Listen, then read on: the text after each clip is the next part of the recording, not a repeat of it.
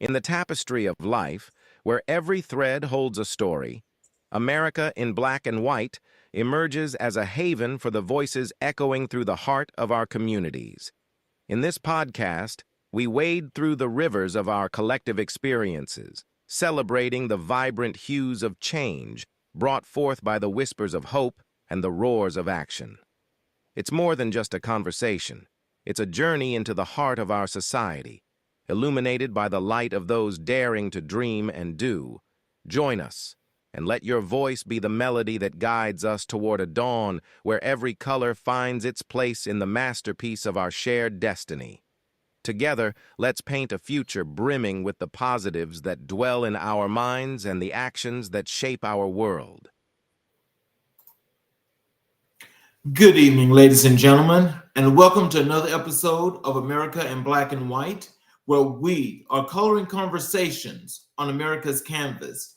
First of all, happy Juneteenth to everyone out there today as we celebrate another wonderful day of freedom. Please enjoy this day and make it your best day.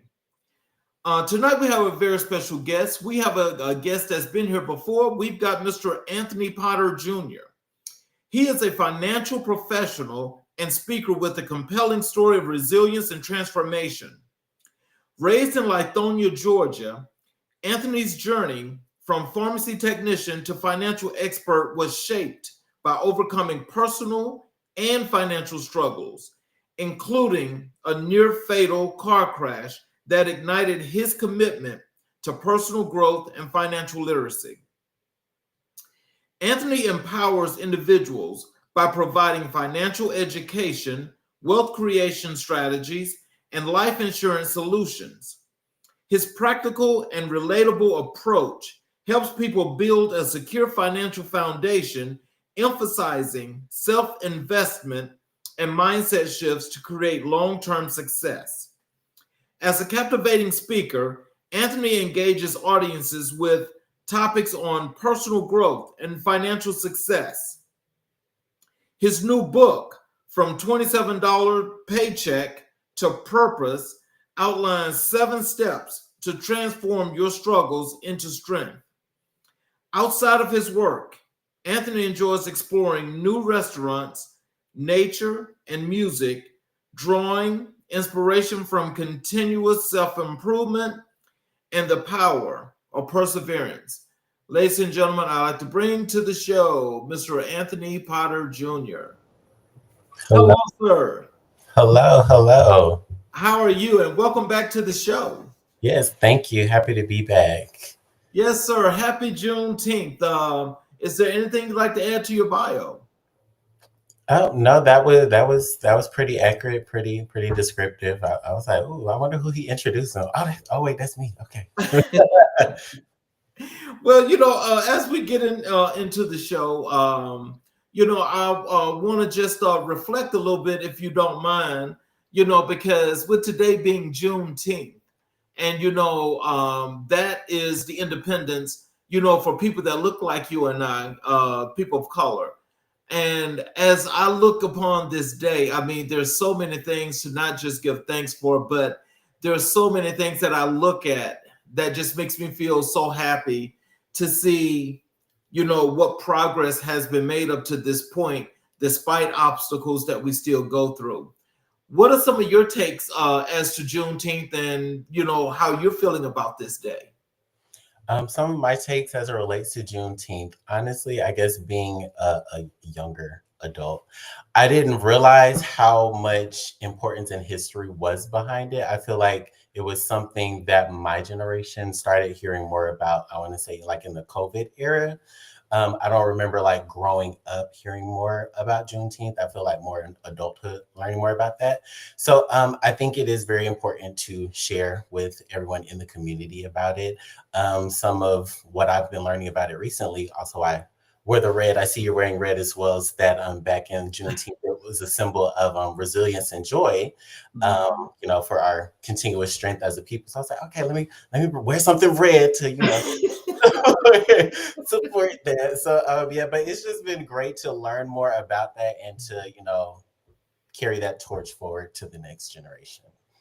You know, the one thing that that really sticks out to me as I got like some little notes here, but when I think about the folk that were enslaved in Galveston, Texas, Mm-hmm. it was sometime after the Emancipation Proclamation when this actually, got to this point. Right. But, in just knowing that after being repressed, enslaved, deprived, have things taken away from you, just the thievery and the treachery of those folk that actually felt like they were so entitled to make people do things for them for free because they were so damn lazy that they honestly felt like it was okay to deprive these people of their freedom after it had been put into law.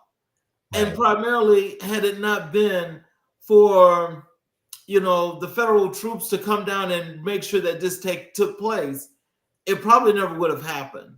Right. But that one lady, they call her the grandmother of Juneteenth, Opal Lee. She's somebody that I think all of us need to know. I really do, because it was one of those things that she really put her all into this day, and it's one of those days that we should actually, and in this celebration, we should add her to that celebration. Absolutely. So as we jump off into the show, with this being a special day, what I wanted to do is, for as we go through and we talk about the things you're doing and the things that you're doing to reach out into the community, I want to put that twist on Juneteenth into that, because I think a comparative contrast analysis is something that I think would benefit the audience much more into the power and the things that you have to speak of as to what you're doing.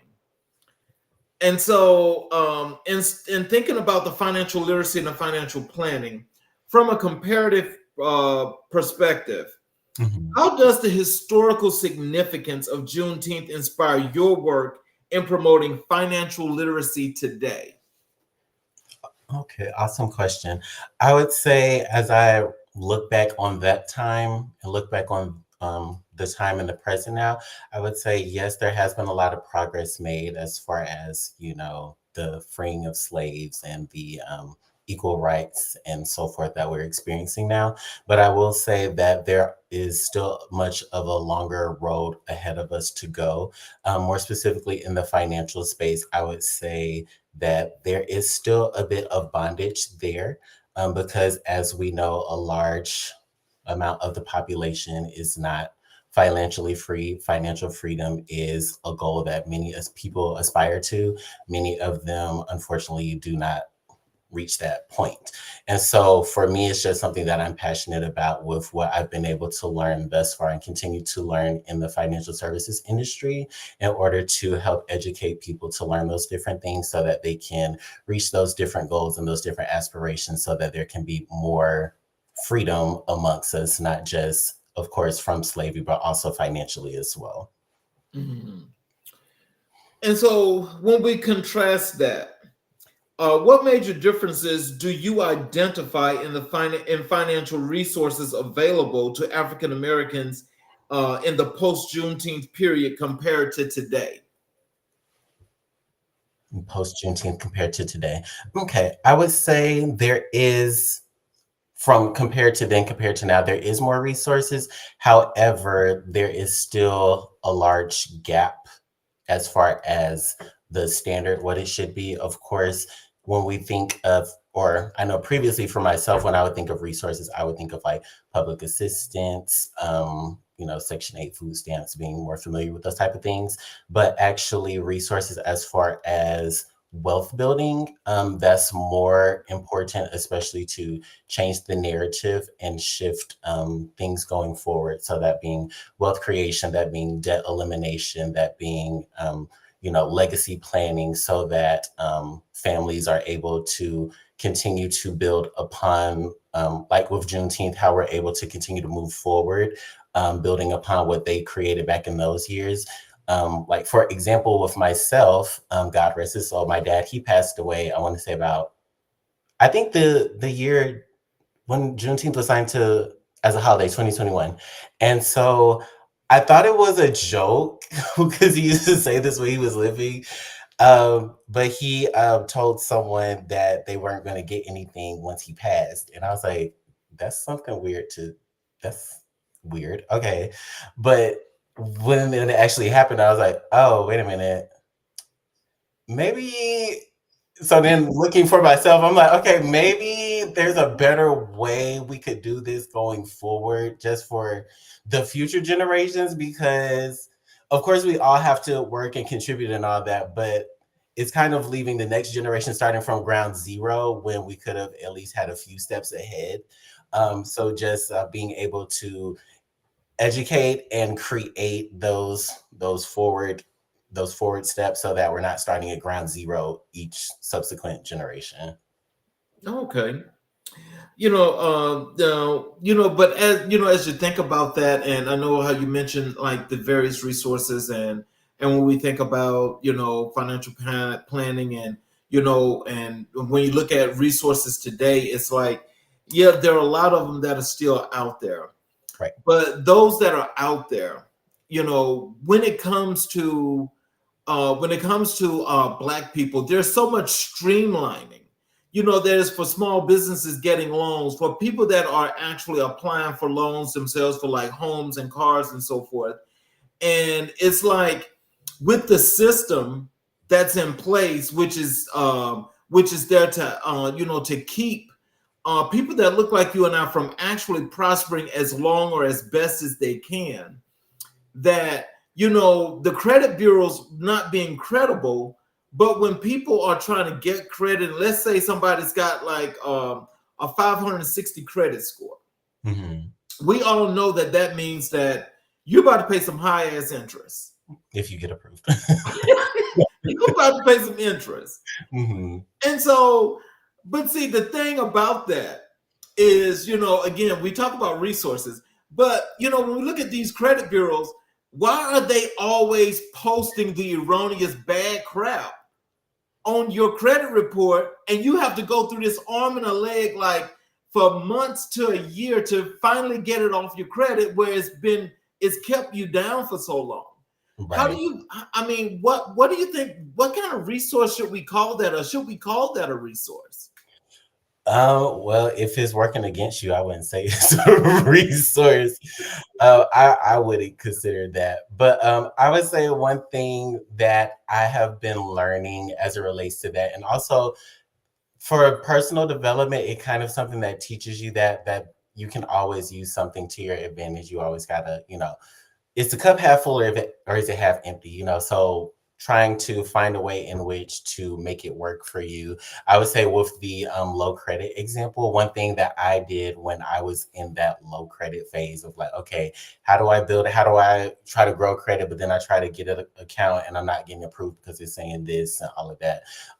One app that was really helpful for me, it actually helped skyrocket my credit, was it's called Self, SELF.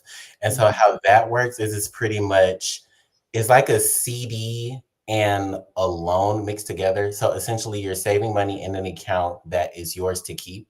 And it reports it to the credit bureaus as if it's a loan. So it's showing that you have like loan or credit building, credit worthiness from using that. And so I would say that's one thing that I found just on my own discovery of like, how can I improve my financial situation and all of that I use and continue to use to this day to help combat those different issues like that.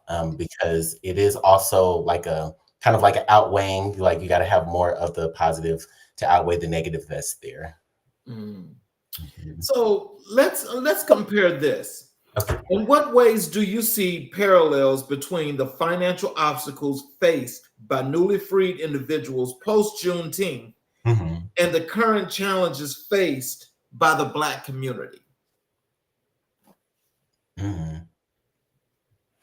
Wow. Okay. Let's see.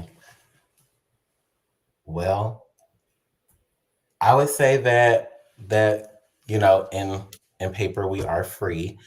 Um, but there's still, like, for example, I seen this post on Instagram the other day and I was like, I don't think I ever thought about it like that. So it said, um, how was it phrased? It said, during slavery, slaves weren't paid, but they got food, water, and shelter. And then it says today people work and they get paid, but they have to pay for food, water, and shelter. And I was like, oh, wait. Oh, that is true. Oh, okay. So it was like how like we're essentially we've moved forward, yes, but we're kind of in a similar system, just with a different name on it.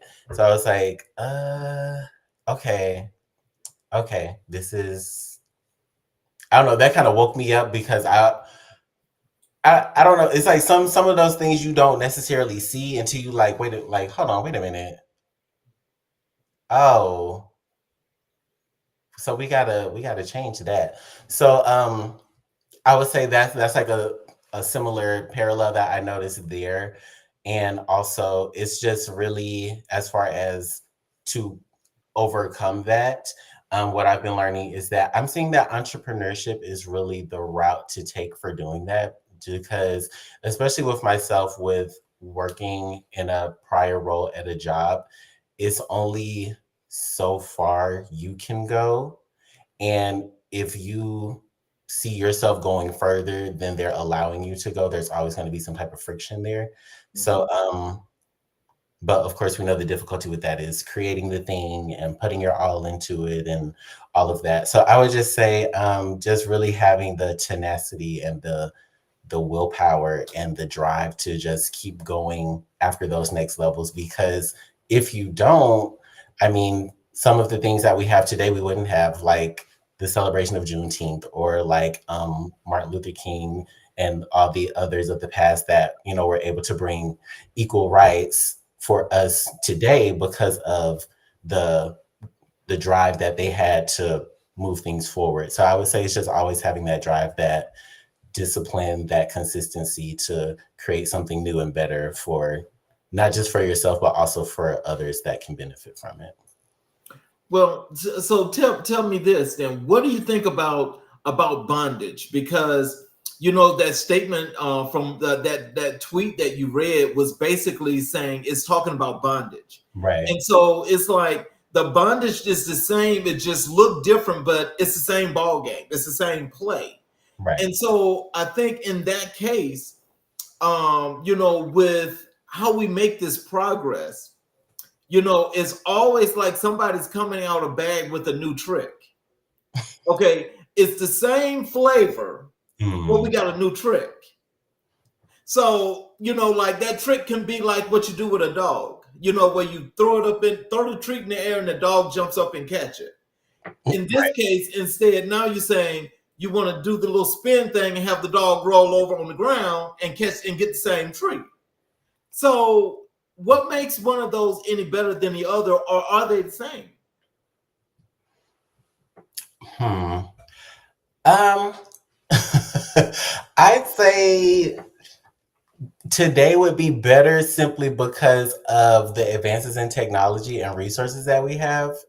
Because although it is that similar situation, there are more resources and there are more people that are now like, there has to be another way. There has to be a better way. This just can't be it.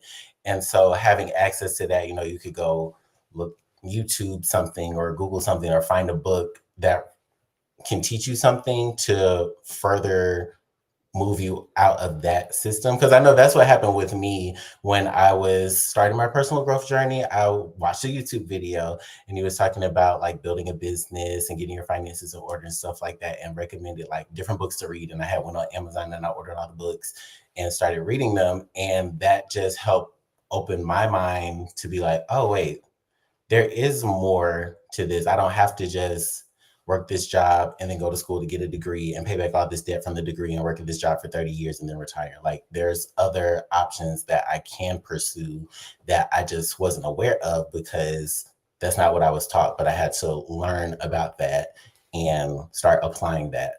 So I would say now is better because we do have those resources available and that, the access to, reading is available now. Whereas back in those days, it was, frowned upon to, a slave being educated, and the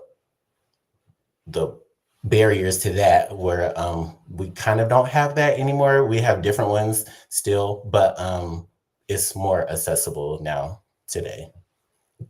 Well, I guess to some extent, I mean, I can kind of like see that, but I think the thing that I'm putting a target on, and I want you to remember this as I go along and as I continue to do the show, is that I'm going to put a target on that trick, because I mean, I know that sounds crazy, but I'm telling you, I'm putting a target on that trick because the tricks they're trying to get more creative with these tricks, but they just don't know that that's old.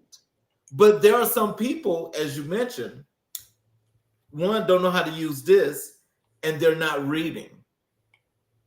Because if you read it and you read the trick one time, how many times can you dress the pig up and put lipstick on it? You can't.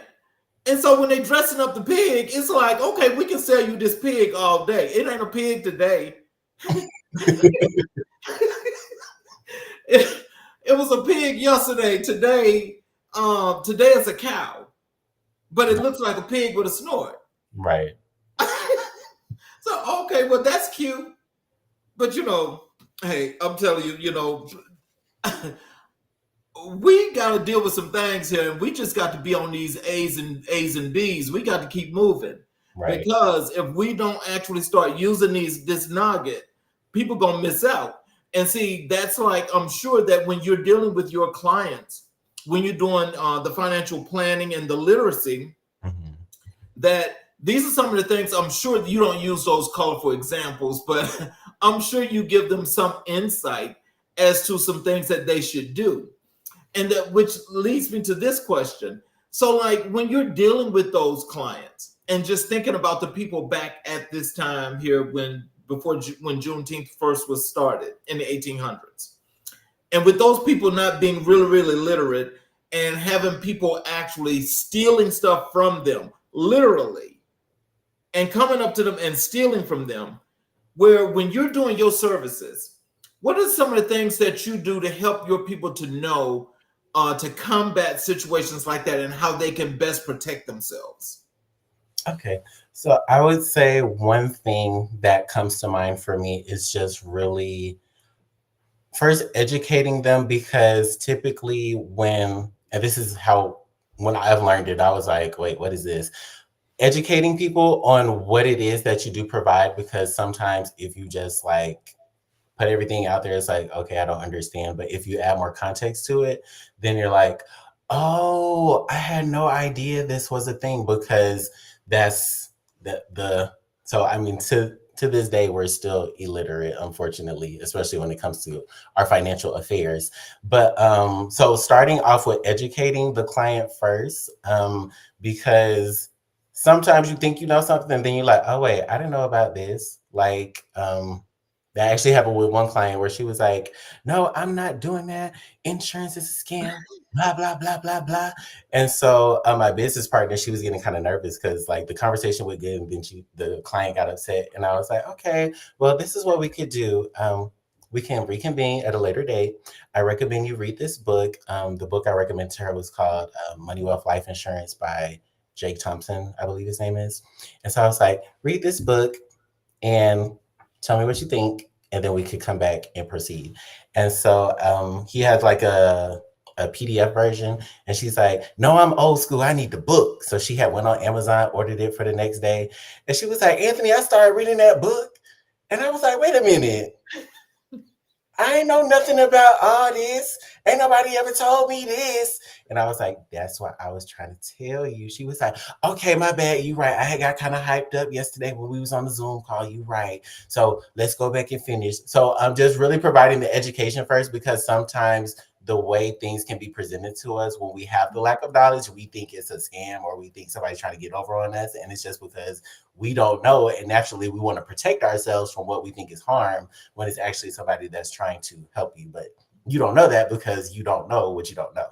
So that was the same thing that happened with me when the information was first presented to me. I'm like, what is this? I don't know what this is. And I was like, oh, wait. Why nobody ever told me nothing about this? Oh, wait, so you mean to tell me it's a way in which you can, oh, okay. So that being one example of a strategy that like people don't know about and we're not aware of. Another one could be like the difference between wills and trusts. Like most of the time growing up, I always heard of get a will, get a will, get a will. And not to say that that's a bad thing, but that's incomplete. But of course, starting to work in the financial services industry, learning about trusts and all that, I'm like, oh, wait a minute, you should have both, or at least get the trust first, because like, for example, the way those work is they help to pretty much protect your assets that you've accumulated over the time of your life and essentially give direction to them when you're no longer here. So for example, the biggest I guess family that I'm familiar with that I learned this from is the Rockefellers, which I'm sure you've heard of them before. So essentially, how they've been able to keep their wealth going generation after generation is that they had a trust set up and had a trust set up, and all the family members were insured. And so when each family member passed away, their insurance policy would pay into the trust, and then the trust would distribute the money amongst the remaining family members. So that's how they were able to just keep the system going of them continuing to have wealth, never running out, and still having a name to this day that we still know of. And I think they even like help shape like our education system as well, but that's on another note. Um, but yeah, just learning about different things like that and applying it to, create those mass amounts of wealth and philanthropy and all those different things. So, how has the understanding of financial literacy evolved from the time immediately following Juneteenth to the present day? I would say it's evolved a lot. Let's see, how specifically. Um, I would say in so many ways, starting businesses, because there was a lot of business ownership and all of that within the community. I know there was, at a time, there was Black Wall Street in Tulsa before that was also destroyed. But, there's examples like that of how having the knowledge and applying it and banding together as a community, we were able to create a lot of monumental achievements in history then and now. Now more so because of the advances in technology and in education and whatnot. So, and I just feel like today there's just more because of that. It's like more opportunity for us because you can do things quicker. It doesn't take as long to do certain things as it relates to finances and this starting a business or getting certain accounts set up in order to start, structuring your finances in a certain type of way and all of that. So, in that situation, Mhm. what would you do to make sure that the comfort of your client is at its best? What are some of the things that you would do to add ease a burden for them? Okay. So number one is make sure we're on the same page. What is it that they want?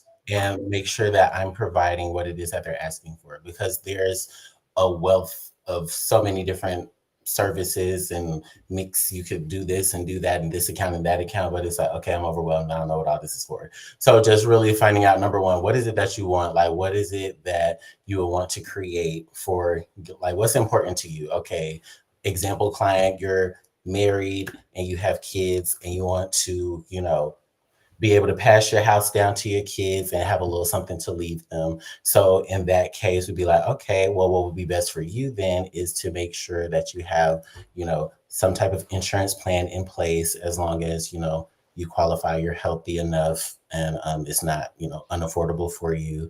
If that doesn't work, there's another alternative for that. Making sure that once your house is paid off, you do put it in a trust, because if the house gets passed down without a trust, it goes through probate, and then the children end up having to pay taxes, the capital gains tax. So from whatever it was from when you bought it back 30 years ago to today, they have to pay all that tax. Most likely they don't have that money to pay that. Then it gets caught up in the court system, and with legal fees and all that, then they end up losing the house and losing the property. So that's pushing the next generation down another peg instead of setting them up for the future. So just essentially knowing what's important to that client and helping them to create that and helping them move forward towards that. And if they decide this is something that they will also like to participate in, also extending the offers, like, if you want to do what I do, it's fine. We can show you how to talk to people on the Zoom call, get their money right, like we got yours right too. So just finding out what's most important to them and just providing that. So from a comparative perspective, how can strategies for financial independence today be informed by the resilience shown by African Americans following Juneteenth? Hold on, I missed the second part. Wait a minute. Repeat that one more time. How can strategies for financial independence today be informed by the resilience shown by African Americans following Juneteenth? Oh, okay. Well, as we see, we are a very resilient group of people. We always come back no matter what oppression comes up, as we've seen, whether it be slavery, whether it be segregation, whether it be voting rights, whether it be most recently with the overturning of Roe versus Wade and all of that stuff. We're always going to find a way in order to continue to move ourselves forward, because honestly, I mean, in a perfect world, nobody should be oppressed. Like, why should another group of people feel the need to prevent someone else from being the best that they can? And I think it's just something just innate in, I don't know, the human gene or whatever, to just always want to push forward and be your best. I feel like sometimes we kind of take it for granted in certain cases, but I feel like, especially in cases where you're being oppressed, it just, I don't know, it just pushes you even harder to overcome that, to just be like, I don't know, just so look back and be like, you tried to stop me, but I still made it. And I'm going to take, what I've been able to do to overcome to help others do the same as well. Now, let me just piggyback off that, and let me put this at you a different way and get your opinion on this. Now, when we talk about how being oppressed and held back and so forth, look at what happened with Hiroshima when they dropped that bomb.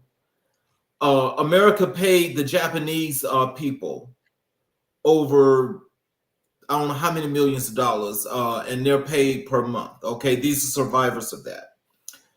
Look at what happened in Germany with the Holocaust, and look at the Jews, and look at all the money that they got. And they're still getting money from America today.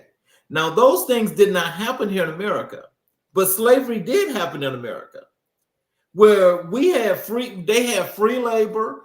We built the country. We done built all the White House. We done built all the cities, the states, done created all the zip codes, done created the street lights, the light bulbs. I mean, you name it, the cars, and everything that was created, the white folk took credit for it. They stole it. And so with them stealing it, and with that should have gone to the folk that created it. So how is it that I understand what you're saying, but I want you to kind of like rationalize and kind of like put this in a different context. Like, if you've done all that and the world has evolved to where it is right now in the 21st century, and you have not gotten that one penny, where else could you be? Not that you feel sorry for yourself, you're upset and you're mad as hell, but if you're at that point, what do you do?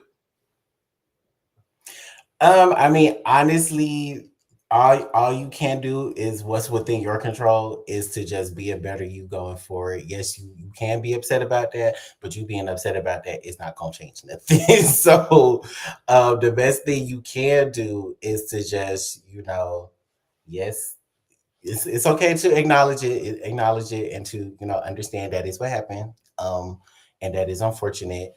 But honestly, just keep moving forward to do your best to be better going forward, and then maybe one day that right will be wrong, whatever the best way that it can be. But yeah, holding on to it, it's not gonna change nothing. And I mean, I wish it was a way that we could wave a wand and be like everything be fixed, but that ain't how it works, unfortunately. Well, I mean, I understand that point, and like I said, we've evolved here. We're not in the 21st century, but Right. what I'm saying is, I think when we speak of that people aren't willing to have that conversation because I think just the true part about it is just look at where if we're starting 35 years behind, Hmm. okay, when we're actually 70 years ahead. So if that's happened, and every time you take off and you're running faster than everybody else, but they keep shooting the gun false start. But while they shooting false start, everything that's been running this way, they're running with it. Right. So how do you catch that? But when I say just having the conversation, is that sometimes I think when we say these things, I don't think that we're being fair to not only ourselves but just in general, because if we're going to be fair about this, then we have to come to that reality. We have to face that reality Right. that this is what happened. And if this is what happened, and every time I'm trying to make a push or I'm trying to make a start, that if I trip and fall, I don't need to be criticized for that. Right. You see, but what happens is, a lot of people get critical and they start, oh, you just stupid and dumb. You just don't know what you're doing. Oh, you just got to keep doing this. But the same time as you keep tripping and falling, somebody's saying, hey, I need you to do this for me. That's exploitation. That is. And that's happening right now today. So now, how do we fix that? How do we fix that? Yeah, because we're talking about from a financial perspective, and that's what's the driving force right now. That is true. I feel like I'm like it's a simple way to answer that, but I feel like in practice is much more difficult than that. Number one, like you said, getting everybody on the same page. That's the start, because communication is very important, and so understanding, just having the understanding, I would say it would be step one. Step two would be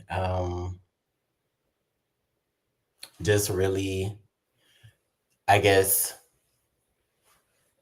in kind of still piggybacking on the communication piece, like, okay, this is where we are, this is where we want to be. Why do we keep having these hiccups and these barriers that we keep tripping over? Like, what is the reason for this? Like, why is this here? Why is this here? I don't understand why this is here. Why is this here? So I would say, like you said, having those tough conversations around those issues, that would be step one. And then step two would be, of course, making a plan to, eradicate said problem, so that going forward, it can be that equal start, that, everyone's starting from the same starting line and all of that. But again, I feel like a lot of this can be, I don't know. I think you really have to be one of those people that's like not concerned for yourself in a way, like kind of like a martyr to a degree, to like, even if I have to lay down my life, I'm going to do this and it's going to change. I would say I'm not all the way there yet myself. So I'm like, hold on, wait, I got to protect me too. But I would say that's what it takes. Like really that driving force, that just that passion, that intensity to drive those changes forward. And then just be consistent with it. Don't stop. Just keep going. And then once you get to what the said finish line is, like, no, there's even further for us to go. You know, this is just step one. We got to get to the next step. So I would say just that continuous momentum, I would say, with that. Well, since you are one of the future business leaders and future leaders of this world and this country, see, that's your task. Received. I received. That's your task.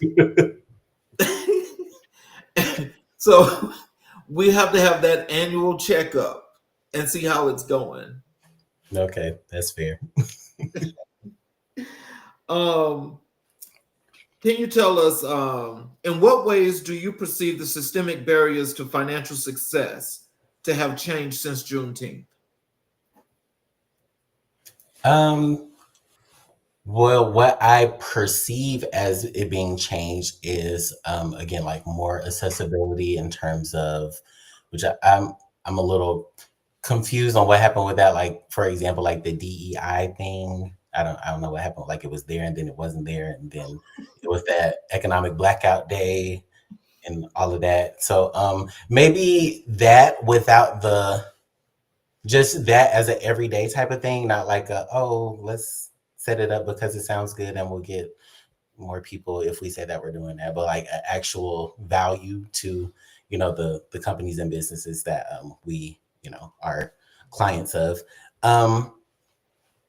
So I would say that's one thing. Also just seeing more people in these different spaces, like such as myself in financial services, because prior to myself and seeing members on my team, when I thought of financial services, I didn't think of somebody that looked like me. I thought of someone that looked not like me. So, so there's that. So we're definitely making improvement. Definitely making improvement. Yeah. Yeah, because I know before I was like, okay. So I would say those different things. So just I guess it's kind of like just those two, just the representation within the actual companies and also the companies willing to serve a diverse audience as well. Mm-hmm. Well, so you know, I do get that, and I'm just going to I'm going to save that for your next year's checkup. Some of these things, because I'm telling you, you know, this is where what the work that you do is, it means so much, you know, to the people in our communities, because you know we know that we're never going to have 100% of anything. Right. That's, they don't care who you are. No one is ever going to be 100%. Right. But you know, I just think that as we progress in time, you know, I think that this is one of those things that we've got to work at, because, you know, we've got to be able to, at some point or another, you know, we've got to start holding everybody accountable. I mean, forget about what these other folk are doing. I'm talking about people in our communities, because, you know, we're talking about, that's what we want to build. Right. And so I think that when it comes to building our communities, we have to hold people accountable. We cannot let those that feel like they know how to do different things to exploit people in our communities, because that's happening. And it's now to this point, it's like it's in your face and you can't do nothing about it unless you decide to, because it's like some people have got to this point where it's almost like bullying. Mm-hmm. It's like bullying. And so when it's like that, and you got people that just say, okay, well, you know, they say this the best, so I'm just gonna do that. Really? See, that right there is a sad situation. That's a person that's not motivated, they're not inspired. Right. And that's what our jobs is to do, is to inspire these people and motivate them and let them know that there is a better way and we can do something different. You know, you don't have to go and say, okay, well, I know you're taking all my money, so let me just come and give it to you anyway. You see how that sounds? Yeah, It sounded, but that's the truth, right? right. Yeah. So I mean, again, those are those hard truths that we have to swallow. And so when we have our different professionals that are in place, see, this is what we have to do. Now, I'm gonna tell you, some people are already giving up on, for work that's in your industry because people are saying, "Oh well, AI is coming to take that over." So if AI is coming to take that over, so why should I keep doing this? I mean, so you understand what I'm saying, right? AI needs somebody to say the prompt to it. So. And so I'm just, see, we've got to get better because we got to critically think. Mm-hmm. And so, see, I think that with all this education that you're doing, is that, I mean, what happens when you have someone that you're talking to about products that, really doesn't require a whole lot, but it's a simple yes or no. Mm-hmm. But they want to make it an adventure. So when they want to make it an adventure, how do you dumb that down? Well, at that point, if you want to make it an adventure, I only have 30 to 45 minutes on this call. So therefore, what is the goal that you want to get out of this? And sometimes, unfortunately, you do have to leave certain people to their own ignorance, because what's that phrase? You can lead the horse to the water, but you can't make it drink. Like, if I've given you everything, like everything is here, that this is what it is. Like, if you don't, because I know for me, to be honest, I was a little bit like that in the beginning. I'm not even going to lie about it, before I started really like delving in and educating myself, because I was like, I don't think this will work for me. I don't know. But then it's just one day I was like, why am I like, this is supposed to set me up for a better future. Why am I not at least trying? And then lo and behold, because in my case, when I was first starting out, I didn't know anything about like life insurance policies and the importance of it and how it'll help. There's policies that you can use while you're still alive. It's not just like, oh, that's just for when you're dead to bury you, which there are some that do that, but there's others that help in them numerous types of ways. And so I thought that being a type 1 diabetic, that I was like, oh, I'm not going to get approved because I have diabetes. And my broker was like, well, why don't you just try? Like, if you try, you'll know. And then it took a few times, but eventually I was able to get a policy that was approved that is now a part of my wealth building strategy. And I'm like, oh, okay.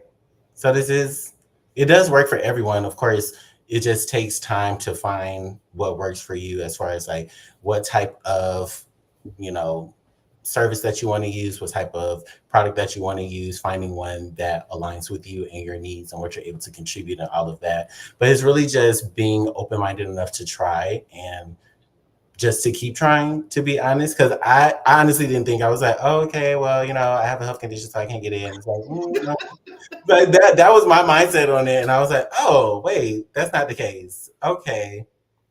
So I feel like knowing that for myself has also helped me to better help other people that are like, oh, well, I have this, so I don't think I'm going to be able to. And I'm like, well, let me tell you about me. This is what happened with me. And it took a little bit longer, but I was still able to get something. And now I'm helping to, contribute to my overall wealth strategy using that and other products and services. So I would just say, like, just lead them to the water. This is everything that's here. If you want more information, we have a whole library of different financial books that we personally read ourselves as professionals, that you can also read yourself as a client to better inform yourself on a decision. And from that point, it's up to you. But while you're waiting to figure it out, I'm going to go help the next person that is willing and ready to start. So, yeah. So, what lessons from economic realities of the post-Juneteenth era can you apply to your financial planning approach today? Always have something that is protected and that nobody is going to be able to take from you. That's what I learned. I always have you something put away somewhere that's not going to get reeled up and snatched up and, oh, well, actually this said da da da da, so we gonna get that. Like, no, no, no, no. I always have you something put away somewhere that is gonna be there for you when you will need it. I would say that's number one. So always protect yourself. That's what I've learned. Number one, always have something to protect yourself, because you be thinking that something gonna be there and then you look up and it be gone. So that's what I would say. Always protect yourself financially. Yeah. What contrasting attitudes toward financial education do you observe between the historical context of Juneteenth and modern day society?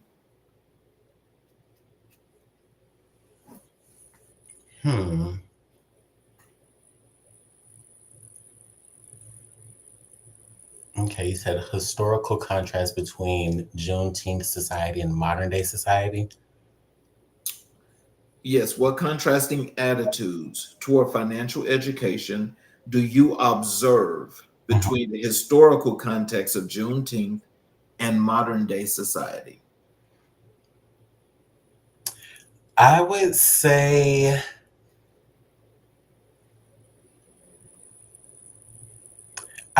more so now there's a lot more resistance, in my opinion, based on what I've seen, as opposed to back then, because I feel like in that time frame it was more so, everyone was able to share the information and grow together and all of that, whereas now it's more so a lot of skepticism, and more so a lot of like, I don't know, like I feel like you may be trying to get over on me or something like that.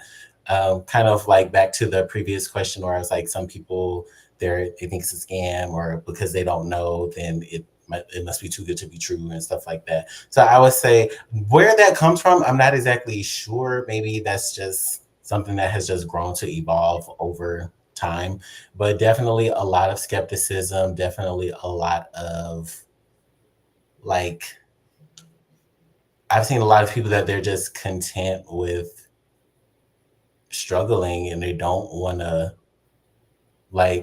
what would you rather struggle and just keep struggling for life, or would you want to struggle for a little bit and then be able to set yourself up in the future to be in a better situation? I don't know. I see a lot of people that they're just with that struggle, and it's like, but you don't have to, though. Like, if you just tweak it a little bit, it don't have to be like this. But again, I feel like that just goes back to people's choices and decisions that they want to make, and lead them to the water, but you can't make them drink. So for me, it's just approaching with compassion, empathy, and understanding. Definitely not trying to beforehand I used to try to, especially just starting out, because when I was first beginning last year, was trying to make people understand why it was important and all that. But now I'm just like, whoever receives it, they'll receive it, and that you're coming from a good place with what you're trying to deliver and the result that you're trying to help them achieve in their life. So that's what I would say. It's just a lot more skepticism. So can you tell us, how do you believe community support networks during the post-Juneteenth period compared to those that exist currently for financial literacy? I would say is much more now. I would say during then and that time, it was, just getting started in there.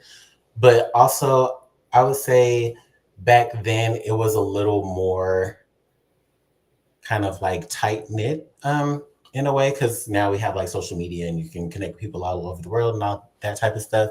So I would say now it's more accessible, but then it was more connected, if that makes sense. Yeah, I would say that's the difference.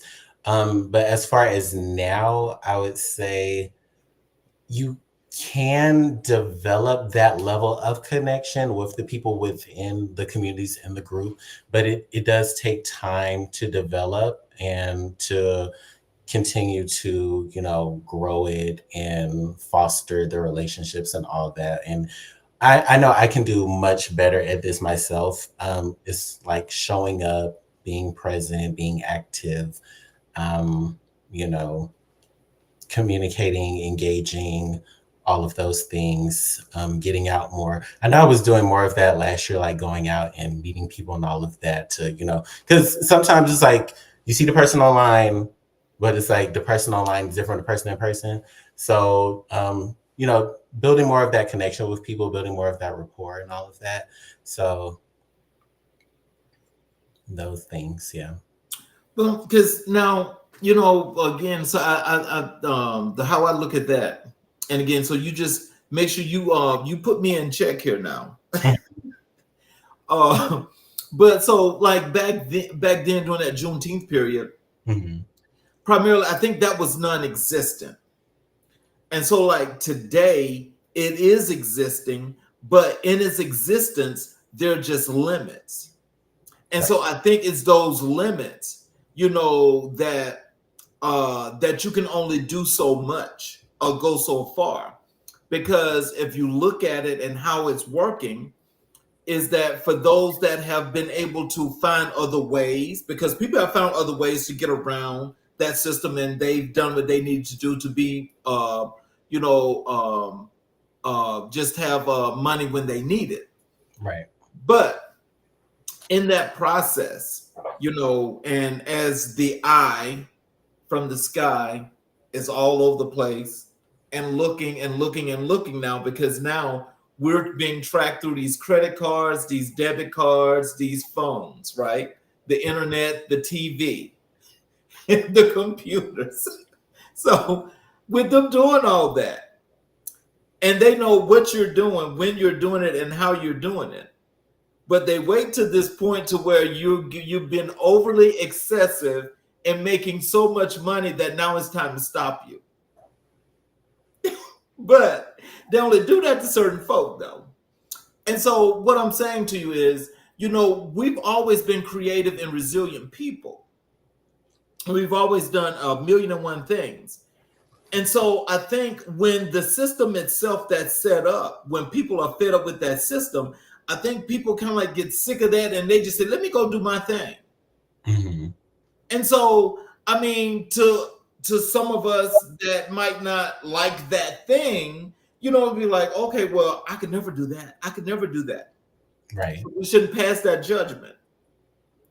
Instead, what we should say is, I admire you for doing that, but I can't do it. We don't need to be judgmental. Because if there's things for these people to get swallowed up on, they're going to get swallowed up on them anyway. That's everybody supposedly, but it's not. But at any rate, I'm just saying, see, those things didn't exist then, but now you just got so many different ways that people are finding ways to maneuver through this system and make their way. So I think with that being said, and with folk, with professionals like yourself that are actually trying to get people to do some things to plan for long term, how do you actually account for the unaccountable? And when I say the unaccountable, that is the people that are outside the system that are flourishing, but people don't know how they're flourishing. Do you ever think about trying to tap into that market and pull those folk in to do the things that could help them plan for long term? When you say outside the system, what that means? Yes. That they're doing their thing. They're doing whatever they do, but they're flourishing the system. Oh, okay. If I'm picking up what you putting down, if that I'm unable to participate. So you just ain't doing that. Yeah, because one thing with getting licensed to practice in financial services is what they call money laundering, and I'm not sure if that's what we're alluding to. But no, we're not. No, I'm talking about that because no. But I'm just saying it could be whatever. But a lot of people are actually flourishing outside the system, and they're coming up with all these things, and they're just lavish, and don't nobody know where that's coming from. Well, if it's legally, then I can help Because I'm like, I feel like that's a broad category. It is. It's very broad, and you have to think about ethics and everything else. Mhm, right. So I'm like, as long as it is legally obtained, there's always room for growth. If it's not, then wish them the best. We can, pray about it, and I'm gonna mind my business. So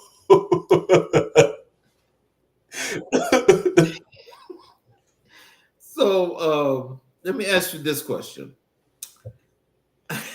How do the types of financial planning tools available today Mhm. differ from those that would have been accessible to individuals shortly after Juneteenth? I would say the ones today are far more beneficial. They are far more. It's just better now. I would say those back then would have been like I don't know, that would have been like a Nokia, like that first little phone, and now we're on Mhm. iPhone 21 at this point. Like it's the same thing, but far more advanced, and you can do way more with it and more Mhm. beneficial, quicker, faster, in some situations cheaper. It's just far more advanced than back in those days. Mhm. Yeah. So let's transition over to this new facet of what you're doing as an author. Mhm. And congratulations on your book. Thank you. And I'm really proud of you and happy that you actually went out to do something else in order to help people to do something positive and be more processed in their lives and how they live their daily lives. So, can you tell us, how does the inspiration drawn from Juneteenth influence your writing on financial literacy? Hmm. Well, I would say it inspires it because it matches my overall just theme, which is just empowerment. So in everything that I do, that's always my goal, is to inspire and empower others. As it relates specifically to this book, the inspiration behind that would have been my first commission from financial services. That's where the title of the book came from. And so when I got it's funny the way it happened. It's like I got paid and I wasn't thinking anything of it because I was just going about just doing the work, like not really even stopping to think about that type of stuff. And then my broker texted me. It was like, "Congratulations, you got your first paycheck." And I was like, "Oh, I did." Oh, okay. And it felt good because I know where it came from. It came from helping one of my good friends set up something for her. I think her daughter was 1 at the time. So knowing that, because of what I learned and how I was able to help her with that, that her daughter will now have like 18 will look completely different for her than it did for me and her mom, as far as like the accessibility that she'll have, as far as the resources that she'll have available for that. Now, as far as how that ended up inspiring the book, so it essentially popped in my head, and I kind of like had a kind of like a Noah moment when God was telling Noah to go to Nineveh, and he said no, and then he had the whale eat him and spit him out over there. So that's what happened with me. So like the whole book idea popped in my head, and it was something in my head that was like, write a book, and I was like, no, I'm not doing that. I was like, I'm not doing that. And so it just wouldn't leave me alone. It was just like, write the book, write the book, write the book. And I'm like, oh my God, like, okay, this thing is not gonna let me, it's not gonna leave me alone. Okay. So I started writing it, and then of course with the intent to just utilize what I've learned and grown from in my own life to help empower others. And then it's funny the way things happen when timing aligns. So in November, I was talking to my coach, and I was like, I want to finish my book this month. And he was like, okay, put a plan together, have your daily actions that you're gonna do, all of that.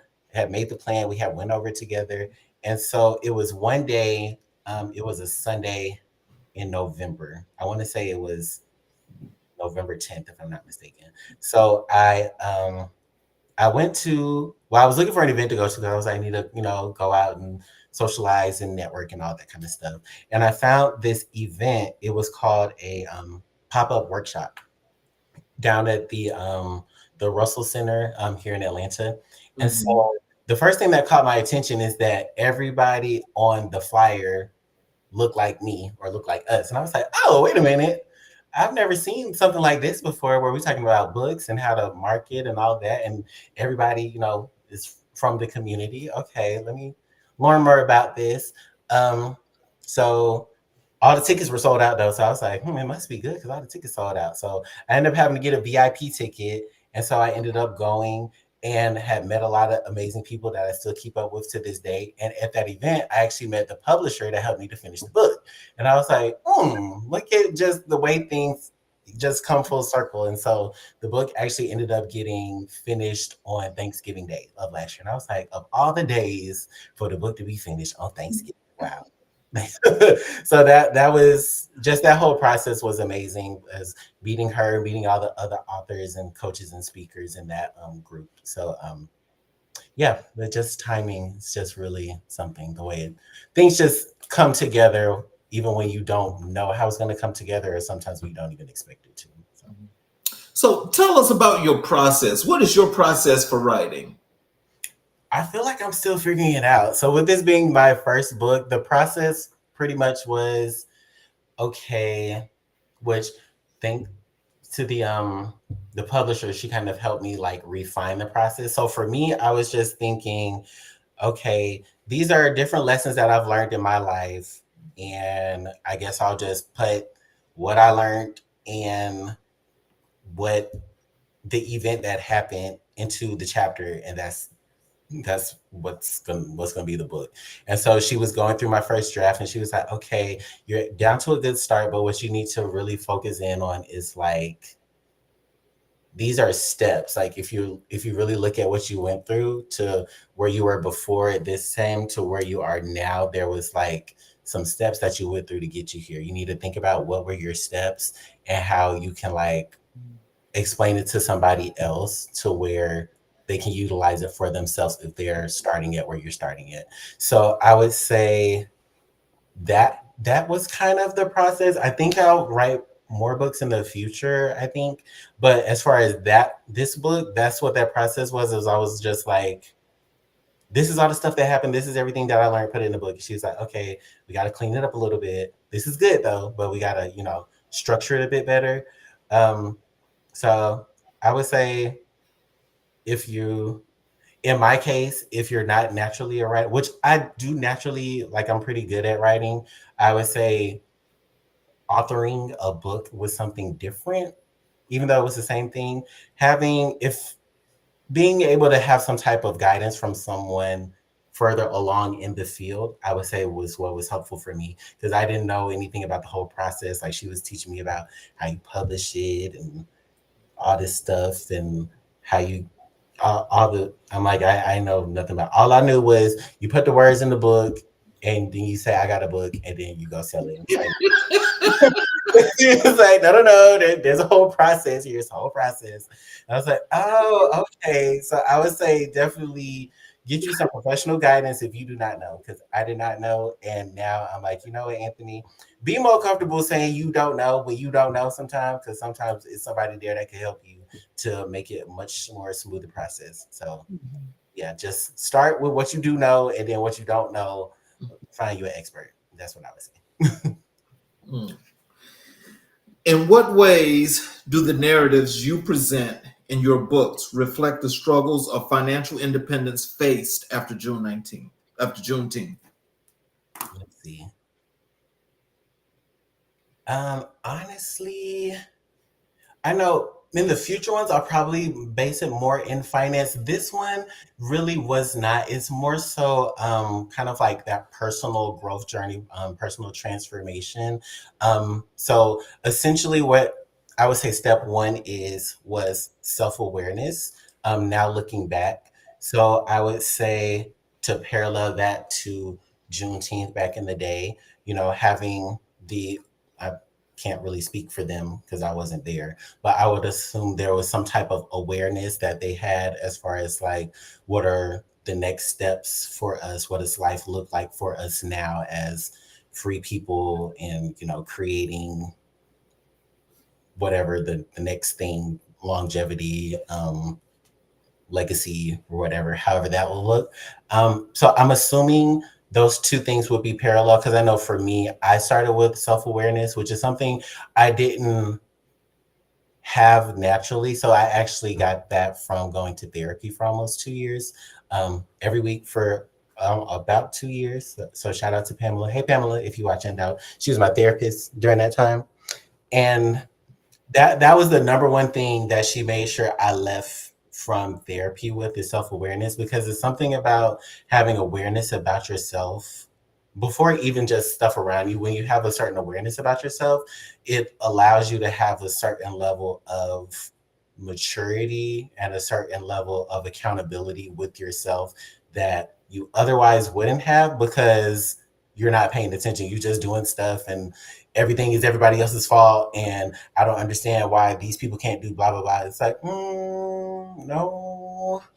But what did you do though? Because all you have control over is you.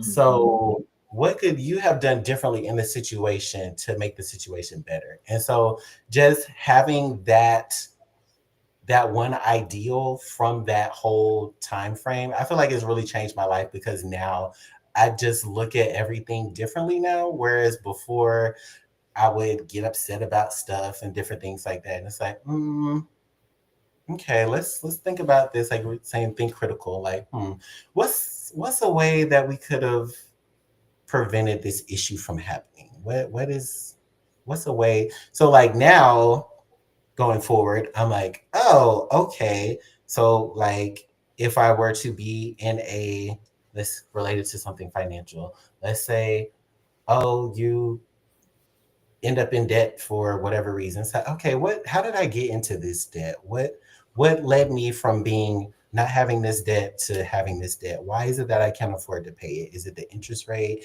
Is it what can I do to change it? So I feel like it kind of activates that critical thinking part of your brain to be like, okay, whereas it would probably be overpowered with emotion, where it's like, okay, yeah, you can be emotion and like, oh my God, what do I do? But at the end of the day, that's not going to help you find a solution to change the outcome. It's just going to just keep you going in circles. So yeah, self-awareness is number one. You think, just have that awareness, and really change everything going forward. It really does. How do you incorporate the lessons from the Juneteenth era, into your books aimed at educating readers about financial planning?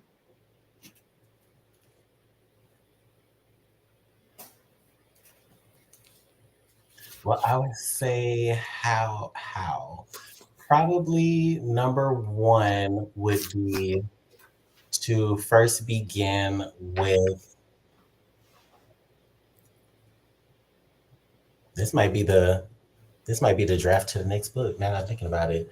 So number one, start with that like ideal state, that ideal picture of, what would life look like if, and actually that's a question I ask my clients in our intro calls, is like, if money wasn't an issue for you, what would life look like? Like, what would you want your life to look like if you didn't have to think about money?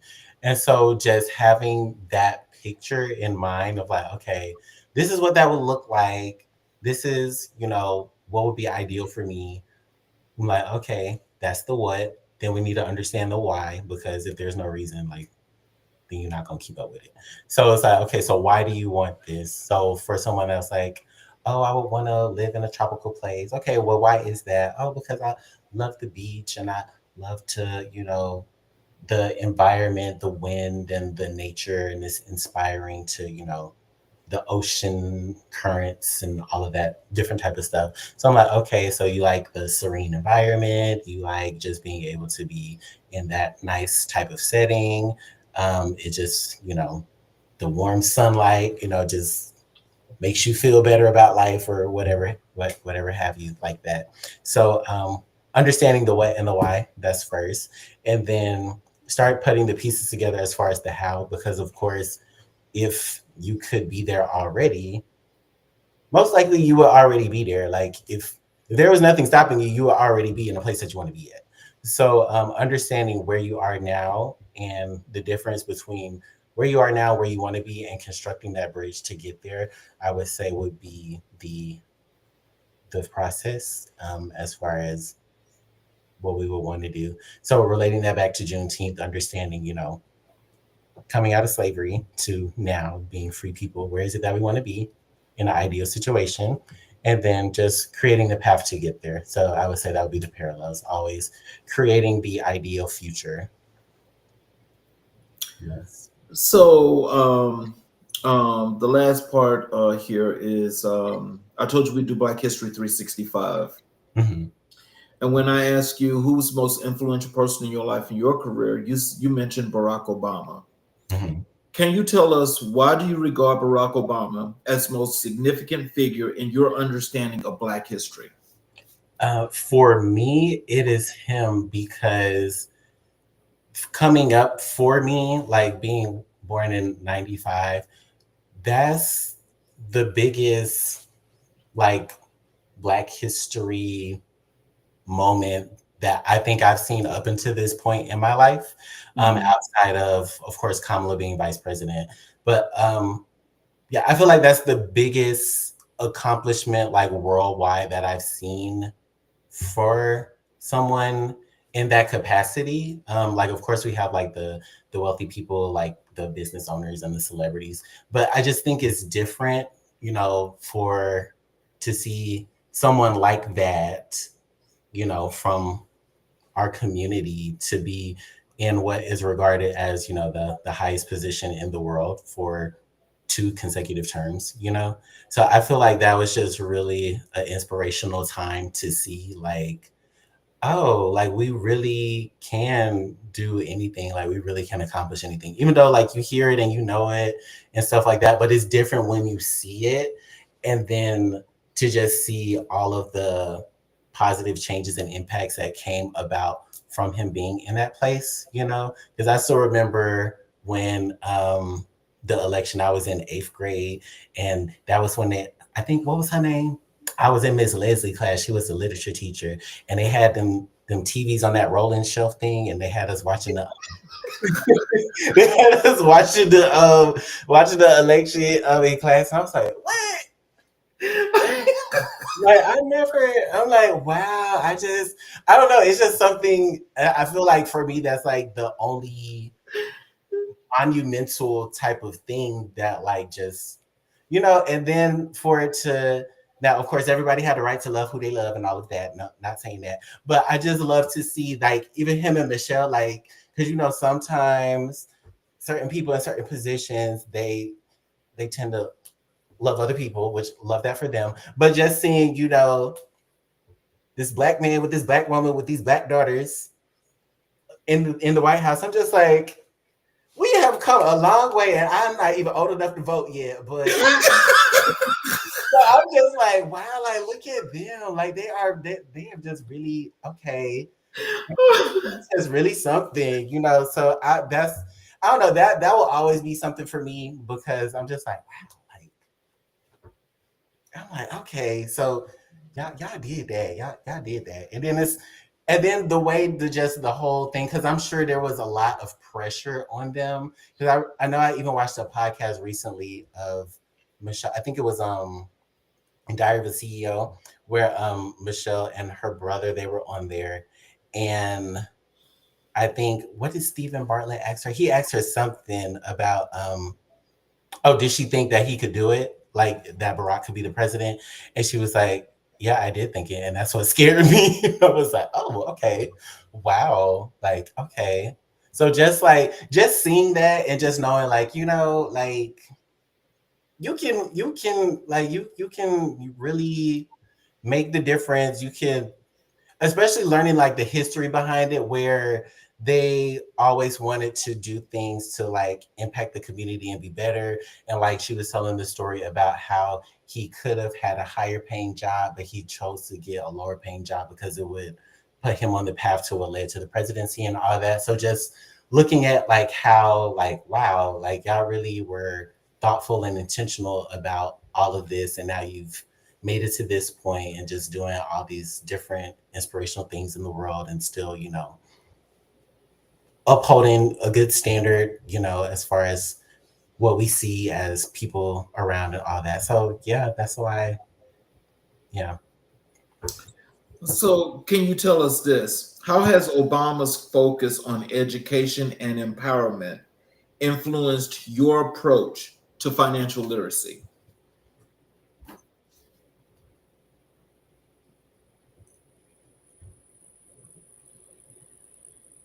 I would say for me, it has made me be more be more open, to just, of course, that you're not for everyone, but you also still want to positively impact as many people as possible. I feel like that is something that was done, especially when I think of the different things that came about from that, like the what was the healthcare bill? Like The I think, Affordable Health Care Act that they yeah, call Obamacare. right, like that, like different things like that. That the purpose was to help as many people as possible, with the resources that were available and all of that. So that, I would say, that's the biggest thing that I take out of it, is that, with what you have available, are you working to helping as many people as possible? Um, yeah. So, can you discuss a specific moment or speech by Obama that inspired your work in financial planning? Hmm.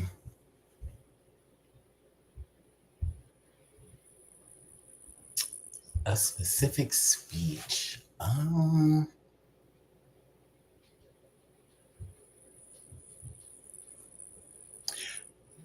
I guess it was the one. I don't know what city or rally it was, but whatever was the first one when he said "Yes, we can," because I was like, "Yes, yes, we can." I'm like, then it went from "Yes, we can" to "Yes, we did." I'm like, okay, I see that. So I would say it was. I would say it was that one. I don't remember which city that was where that was first. That slogan was first said, but Mhm. that one, yeah. Okay. In what ways do you think Obama's story represents the potential for financial success among African Americans?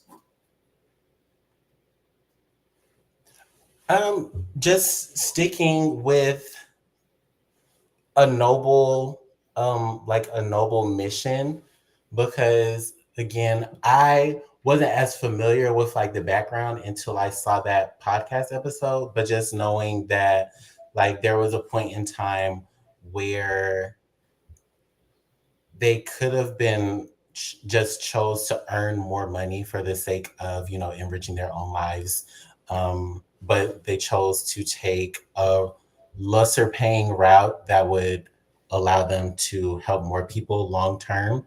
um, I would say that's the biggest thing that I got out of learning more about that story, is just how having the vision of that greater impact for not just themselves and for their immediate family, but for society as a whole. That's what I would say. So having a long term vision, a vision that's bigger than just yourself, for to positively impact as many people as possible. How would you feel if he was to run for president and win again, and he'd be a three-time elected president? I would say absolutely, because Yes, especially we can. Yes, we especially can. with what be happening lately. I'm like, "Ugh, what happened? What happened? What's going on?" But yeah, yeah, absolutely, absolutely. Or like I remember some people said it was like, can Michelle just run and he be the vice president or something? Can we? Is there a way we could do that? So um, yeah, because I feel like I just, we do the best that we can. We do the best that we can. I'm not really big into politics, and especially right now. I'm just like, let me just know what's going on to make sure we haven't rolled back the Emancipation Proclamation at this point, because the way things be looking sometimes, I just don't be knowing. But Well, you need to start keeping up with that because that's a possibility. If the orange Cheeto gets to run again, he's gonna run.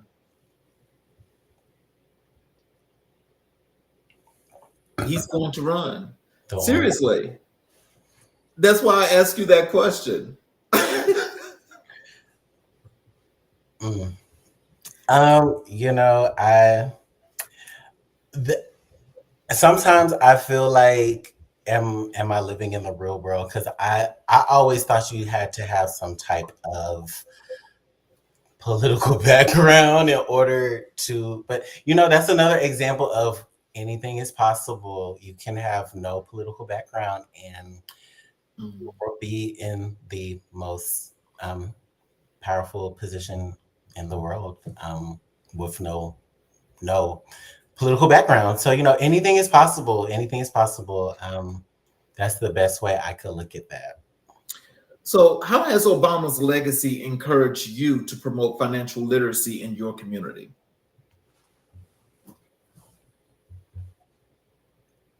Specifically in my community, I feel like I'm more, I don't know, I just feel more motivated to do so, especially knowing that what I know now, if my parents would have known that, you know, at my age or sooner, our lives would have looked entirely different.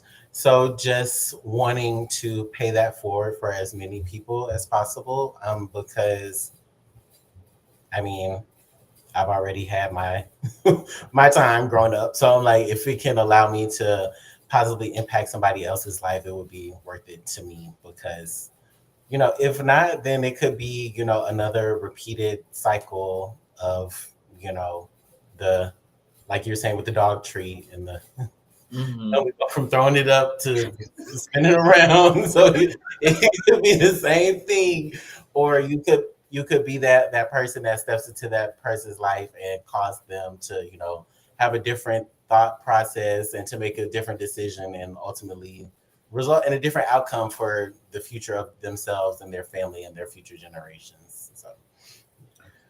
So, how has Obama's advocacy for economic equality shaped your views on financial literacy for the Black community?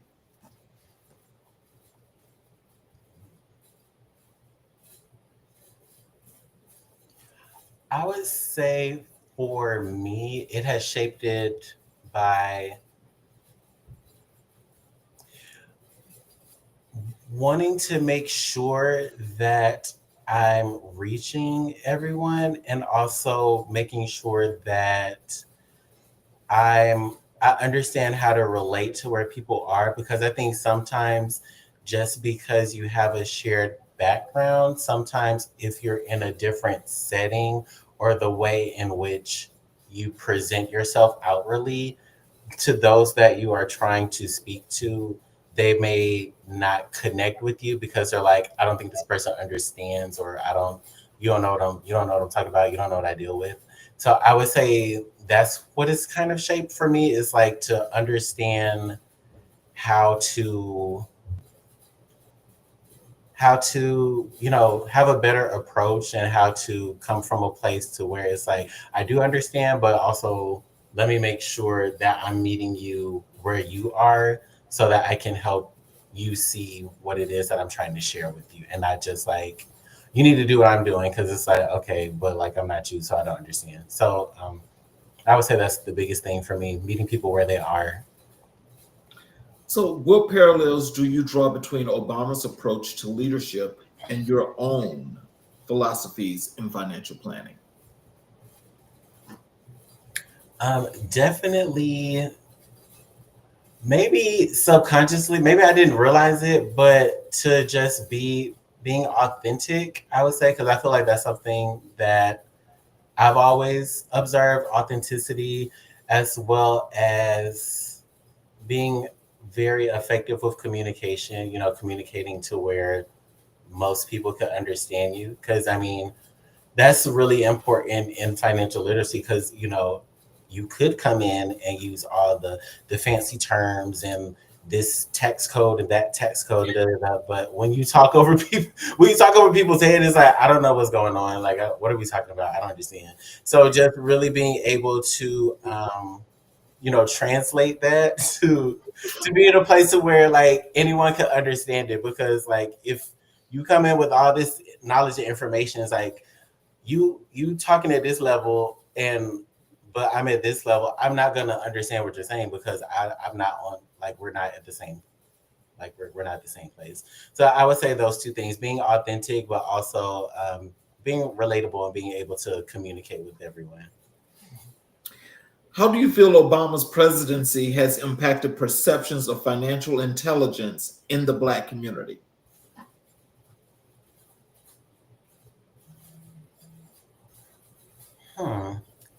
I don't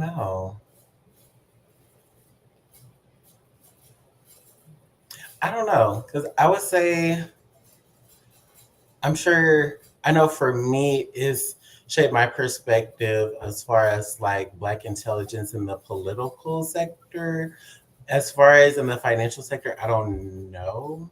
Um, but again, also previously, when I thought of finance, I didn't think of someone that looked like me or us. So I would say now, for me, I'm more open to that, um, and just to the learning and to the continuous improvement. Because I feel like, well, not I feel like it's a parallel between your own personal development and also being able to help people. Because if you're not, it's kind of like the cup about the cup. I think it's like a Bible verse or something about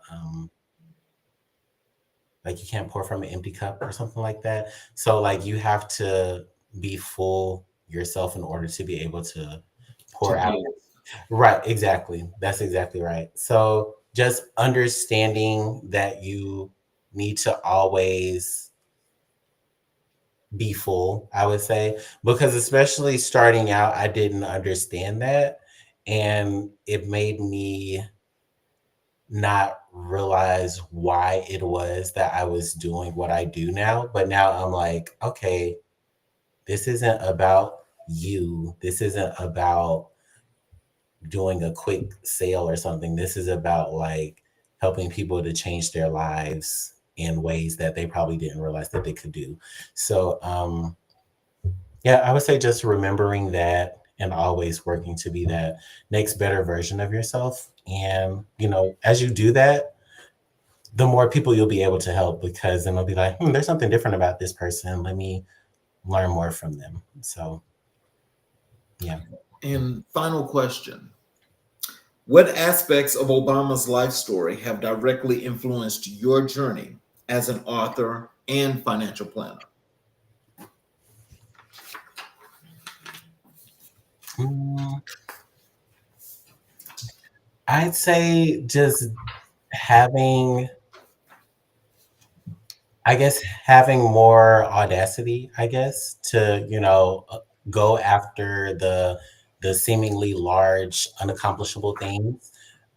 Because, when you have that vision, when you set that target and you make it clear that this is what I'm going to do, this is why I'm doing it, this is what I'm going to go after, and I'm going to do it and I'm going to achieve it.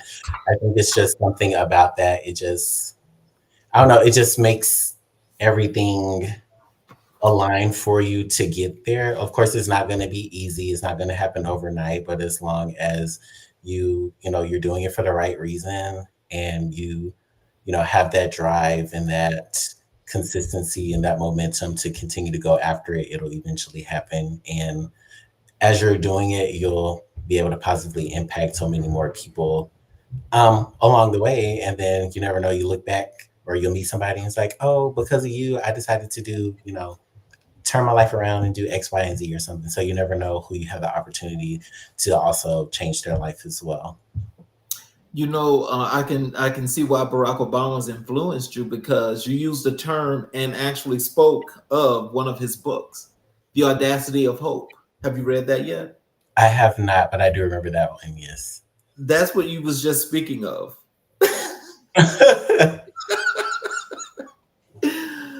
Well, so in closing, what would you like to leave with our audience? Some words of wisdom, how they can connect with you on social media, your website, tell them about your book. What would you like for people to know? One thing I would like for people to know, this is my favorite question to ask people. So feel free to ask yourself this, or just think about it. If you don't have an immediate answer, is what's inspiring you today?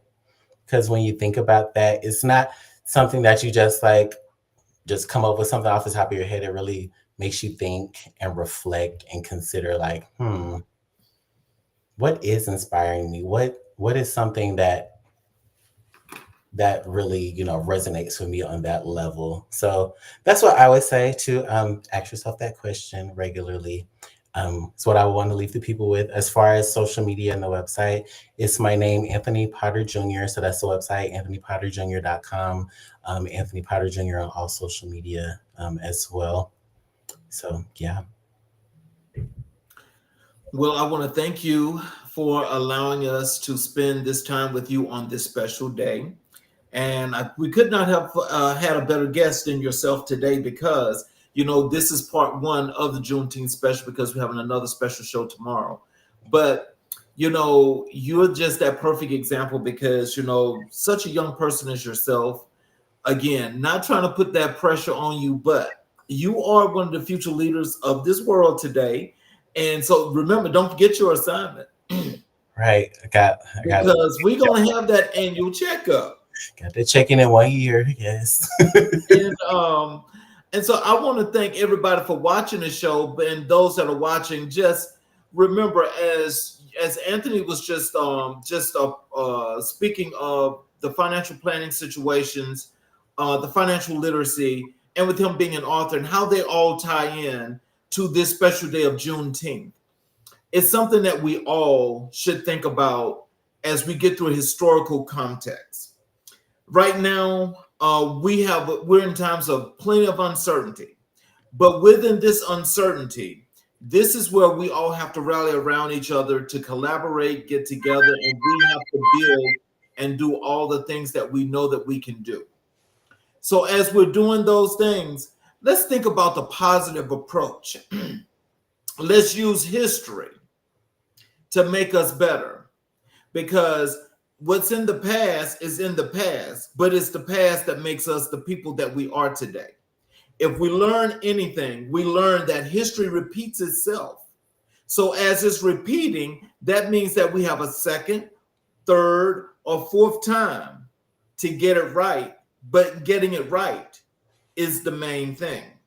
Do we get it right? So I just want you guys to know that as we're building communities and as people are coming together, I say, let's do what we're supposed to do, because I've got plenty of belief that for as gentrified as most of our communities are, we can still build off what we got, and we can still make things a whole lot better. Let's just get together, put this plan together, and let's make it happen, because it's all about the action and not about the words. Mm-hmm. So for those of you that were watching on the YouTube channel, if you have not yet subscribed, I would appreciate it if you would lend us your support, and please go to the YouTube channel. Please subscribe, get all the notifications. You can get all the shows when they're live, or you can go back and watch all of our previous recorded shows. We've got plenty of knowledge for you to really help you to get to the point of where you would want to be in your life going forward. I thank you all for joining us tonight. We have our part 2 special of the Juneteenth holiday tomorrow night. Please join us live at 6 p.m. Eastern Standard Time as we have another great guest. Again, I want to thank you, Anthony. We appreciate you. And I'm sure that for those people that were listening and watching you tonight, that there's some things that all got to get right, and it's time to start moving. I want to thank you. I wish you plenty of success, because I know you're going to be successful, but also you're already successful, but also you're about to be that next person on top that everybody's going to be looking to. So I want you all to have a great evening, and we will see you guys tomorrow on America in Black and White, where we're coloring conversations on America's canvas. Have a good night.